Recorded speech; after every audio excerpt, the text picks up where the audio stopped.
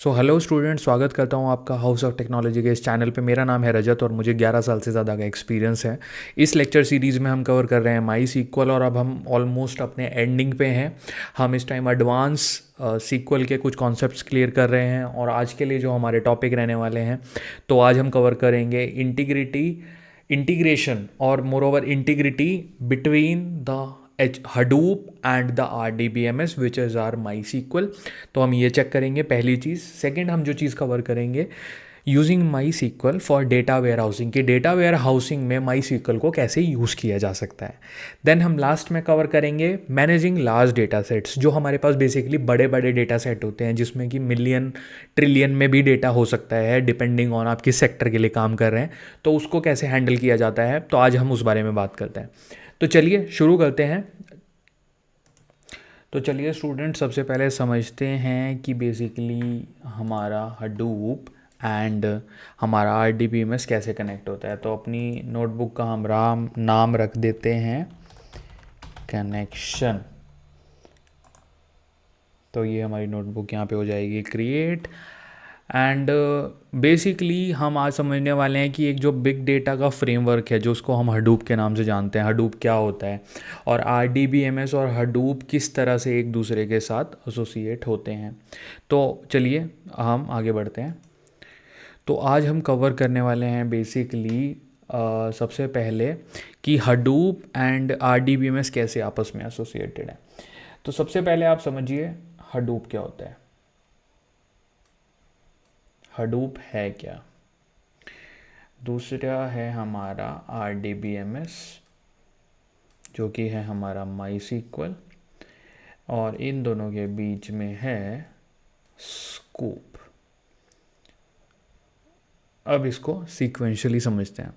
तो basically Hadoop को आप इस तरह से अंडरस्टैंड कर सकते हैं कि Hadoop is a open source framework for distributed storage. Basically जो स्टोरेज होता है वो डिस्ट्रीब्यूटेड है, सो दैट कि हम बड़े से बड़े डेटा सेट को प्रोसेस कर पाएँ in the form of clusters, okay, while using simple programming methods. तो हडूप ये पूरा फ्रेमवर्क है।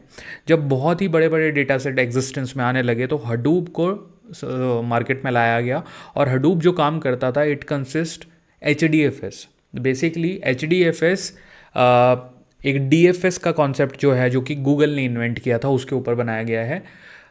हडूप डिस्ट्रीब्यूटेड फाइल सिस्टम, जो कि GFS से बेसिकली इनहेरिट हुआ है, तो गूगल फाइल सिस्टम था जिसके बाद HDFS आया है। अब बेसिकली जो हडूप फ्रेमवर्क है, ये काम कैसे करता है। Hadoop is a big data framework.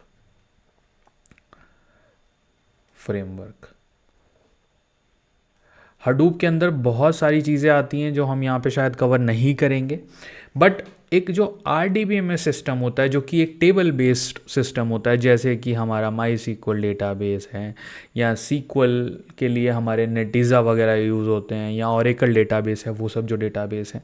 अब अगर हडूप को RDBMS को एक्सेस करना है तो ये अलाउड नहीं है। It's a big no, directly it can not interact. तो बेसिकली एक टर्म बनाई गई जिसका नाम है Sqoop, which is nothing more over SQL। तो ये कुछ फैंसी नाम दिए गए थे, बट उसको फैंसी मत समझना। Scoop is nothing, it's a simple SQL। आपको SQL आनी चाहिए, आप लिख लोगे कमांड। ऐसा कुछ बहुत रॉकेट साइंस नहीं है, इट्स वेरी ईजी, ठीक है, सिंपल बात है। स्कूप के थ्रू ये RDBMS से इंटरेक्ट करता है। RDBMS वापस स्कूप को जवाब देता है और ये यहाँ पे HDFS को देता है। तो बेसिकली इसका सिंपल फंडा जो ये है, ये जो स्कूप बीच में इनका है मीडिएटर, एक तरीके से मीडिएटर, और जो कि है SQL बेस्ड है ये। तो इसमें कुछ टफ वफ नहीं है, सिंपल बात है, ठीक है। हडूप को बात करनी है RDBMS से। RDBMS ने कहा भैया हम आपके मोहल्ले के नहीं हैं, हम आपसे डायरेक्टली बात नहीं करेंगे, आप पहले हमारे मोहल्ले के किसी को लाइए, जो कि है स्कूप। स्कूप क्यों है हमारे मोहल्ले का, क्योंकि हम तो SQL को जानते हैं, स्ट्रक्चर्ड क्वेरी लैंग्वेज, क्योंकि हम तो टेबल्स में डील करते हैं। तो स्कूप को लाए इनडायरेक्ट तरीके से, थोड़ा मॉडिफाई करके SQL को ही, और हडूप को उसका आंसर मिल गया। तो सबसे पहले हडूप की हमने जब बात करी थी, तो स्कूप क्या है।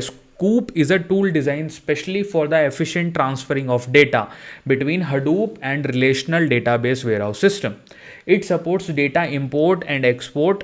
It makes easy for us to get this connection establish, इन दोनों के बीच में जो कनेक्शन स्टैब्लिश करने के लिए हमारे लिए ईजी कर देता है. ओके, अब हमें इंटीग्रेशन कैसे करना है बेसिकली हडूप और RDBMS का, थोड़ा उसके बारे में बात करते हैं.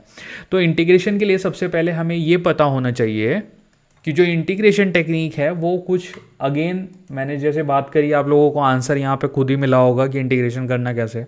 मैंने ऑलरेडी बता दिया है, स्कूप के थ्रू ही इंटीग्रेशन होगा. तो MySQL can be integrated with Hadoop using Scoop, which allow more efficient data transfer between MySQL और Hadoop for big data processing. अब इसको थोड़ा सा एग्जांपल से समझते हैं, ठीक है. मैं एक कमांड यहाँ पे आप लोगों को दिखाता हूँ. सो let me show you that command which will help us actually, उसको फिर हम डिस्कस करेंगे. तो इसको एज एन एग्जाम्पल मैं आप लोगों को यहाँ पे दिखाता हूँ. ये देखिए, सबसे पहले हमने क्या किया, सबसे पहले हमने यहाँ पे बैश को कॉल किया. तो बेसिकली हम अपने यूनिक्स को कॉल कर रहे हैं, कॉपी कोड किया. उसके बाद ये है मेन कहानी दोस्तों, इसको ध्यान से रट्टा मारना है आपको इस कमांड का.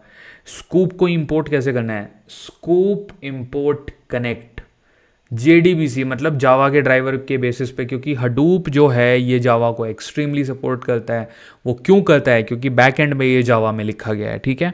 इसीलिए ये बहुत ही फास्टर है. और आप अगर देखोगे तो JDBC फाइल को कॉल कर रहा है MySQL लोकल होस्ट एम्प्लॉई. उसके बाद यूज़र नेम आपने दे दिया जो कि यहाँ पर रूट है, टेबल का नाम आपने दिया, एंड देन आपने टारगेट दिया डायरेक्टरी का कि कहाँ पे आपको वो टेबल लेके आनी है. तो बेसिकली आप पॉइंट 1 से टेबल को पुश कर रहे हो पॉइंट 2 पर. This common import the sales data from MySQL into Hadoop HDFS environment. तो यहाँ पे है मेन खेल. और स्कूप कमांड जो है वो ही यूज़ हुई है, कीवर्ड भी ये रहा स्कूप. तो बेसिकली स्कूप का काम क्या है, मीडिएटर वाला, ठीक है. तो ये हमारा एक फंडा हो गया क्लियर. अब हम चलते हैं थोड़ा आगे और अब हम बात करेंगे कि किस तरह से बेसिकली डेटा वेयर हाउसिंग की प्रॉब्लम को सॉल्व किया जा सकता है. तो थोड़ा सा नीचे चलते हैं और समझते हैं कि डेटा वेयर हाउसिंग की प्रॉब्लम है क्या. तो सबसे पहले डेटा वेयर हाउस क्या होता है. वेयर हाउस एक नॉर्मल डेटाबेस जो है, तो बेसिकली आप इस तरह से समझिए कि एक जो डेटा वेयर हाउस है, it is a collection of databases, छोटे छोटे डेटाबेसेस. डेटाबेस का मतलब ये नहीं है कि सीधा आपने किसी कंपनी का पूरा DB2 ही समझ लिया, तो वो भी एक डेटाबेस है. बट छोटे छोटे डेटाबेसेस को जब आप एक साथ कलेक्ट करोगे तो वो एक डेटा वेयर हाउस में कन्वर्ट होगा. So MySQL can be used for data warehousing by structuring a data schema to support large scale data storage. And basically a common approach is used to star schema. तो basically एक fact table और dimension table का जो हमारा concept होता है, जो कि हमने बात करी भी थी प्रीवियस लेक्चर्स में. फैक्ट टेबल हमारी एक होती है, उसकी मल्टीपल डायमेंशन टेबल्स होती हैं जिसमें अलग अलग डायमेंशन का डेटा रखा होता है. किसी में उसका जोग्राफिकल है, किसी में उसका सैलरी है, किसी में उसका कुछ और हिस्टोरिकल है, किसी में उसका लोन का डेटा है. फॉर एग्जांपल मैं खाली बैंकिंग की तरफ से बात कर रहा हूँ. तो ये कॉन्सेप्ट अब हम अप्लाई करेंगे वे डेटा वेयर हाउसिंग के कॉन्सेप्ट में. तो let me take you through one example now. मैं एग्जाम्पल के थ्रू ही आप लोगों को ये दिखाता हूँ एंड देन हम प्रोसीड ऑन करेंगे. एग्जाम्पल कॉपी करता हूँ मैं यहाँ पे एंड ओपन करते हैं अपना MySQL वर्कबेंच. वहाँ से अपने पुराने कोड्स को हटाते हैं, पेस्ट करते हैं अपने न्यू कोड को. अब देखिए यहाँ पे सबसे पहले अगर आप देखोगे तो यहाँ पे देख सकते हैं डायमेंशन टेबल है प्रोडक्ट की. तो एक डायमेंशन टेबल आपने यहाँ पे बनाई जिसमें आपने ये 3 बेसिकली ये जो 3 हैं आपके कॉलम्स आपने डाल दिया, आपने प्राइमरी की भी डिफाइन कर दी. दूसरी डायमेंशन टेबल आपने बनाई जो कि टाइम डिम के नाम से बनाई. वहाँ पे भी आपकी डेट आईडी है प्राइमरी की, प्रोडक्ट आईडी है प्राइमरी की, दोनों के लिए अलग अलग प्राइमरी की है. तो अब आप क्या करोगे, फैक्ट टेबल बनाओगे आप सेल्स की. ठीक है, फैक्ट टेबल क्यों है ये, देखिए सबसे पहले सिंटेक्स समझते हैं। तो क्रिएट टेबल सेल्स फैक्ट, अगर आप देखो यहाँ पे सेल्स आईडी प्राइमरी की, सेल्स आईडी कहाँ पे है, हमने जस्ट अभी देखा था, समझिए आप इसको, सेल्स आईडी कहाँ पे है, ये हमारी एक नई हम आईडी क्रिएट कर रहे हैं, ठीक है, जो कि प्राइमरी की है। उसके बाद प्रोडक्ट आईडी ले ली हमने, डेट ले ली जो कि इन दोनों टेबल से आई है, उसके बाद क्वांटिटी पुल कर ली। अब हमने प्रोडक्ट आईडी और जो डेट आईडी है, सो द वन प्राइमरी की for table 1 is a foreign की फॉर द टेबल 2।